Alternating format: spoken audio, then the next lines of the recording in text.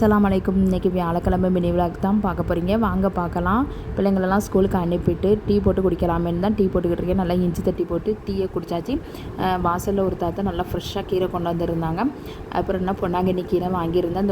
அதை ஒத்தையாக உருவி எடுத்துட்டு அதுக்கப்புறம் பொடிசாக கட் பண்ணி எடுத்துக்கலாம். அப்புறம் என்னென்னா கட் பண்ணதை வாஷ் பண்ணி வச்சாச்சு.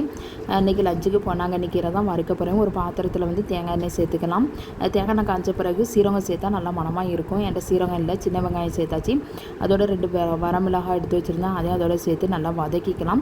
அதுக்கப்புறம் க்ளீன் பண்ணி வச்சுருந்த பொன்னாங்கண்ணி கீரை அதோட சேர்த்துக்கலாம். சேர்த்து கீரை நல்லா மசிஞ்சு வந்த பிறகு நம்ம வந்து உப்பு சேர்த்துக்கலாம். அப்புறம் என்னென்னா எந்த முழு சீரகம் இல்லை, நல்லா சீரகத்தூள் தான் சேர்த்தேன், நல்லா மணமாக இருக்கும்.